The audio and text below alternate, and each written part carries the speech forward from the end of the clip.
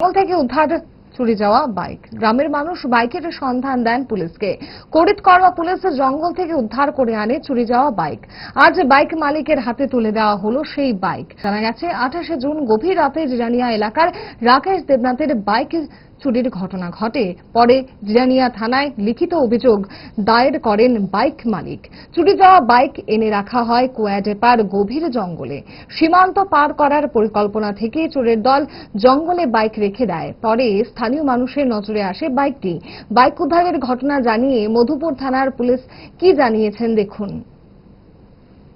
ঘটনা হলো কুয়াডেপার জঙ্গলের মধ্যে আমার কাছে খবর আছে যে লোকাল দিক থেকে কুয়াডেপার জঙ্গলের মধ্যে একটা গ্ল্যামার বাইক পড়ে রয়েছে, যাহার নাম্বার TR01AF9013।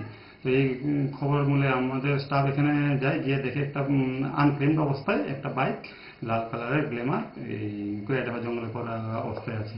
এরপরে ওইখানে খোঁজ খবর নিয়ে কোনো মালিকানা পাইনি, তো এটা আমরা থানায় নিয়ে আসি বাইকটা। এখন কি করবেন স্যার?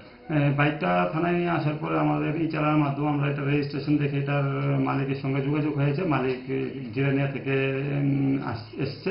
ওটা এখন মালিকের বিভিন্ন আমাদের লিগেল যা যা ডকুমেন্ট বা যা যা করার লিগেলভাবে আমরা ওটা মালিককে হস্তান্তর করে দেব।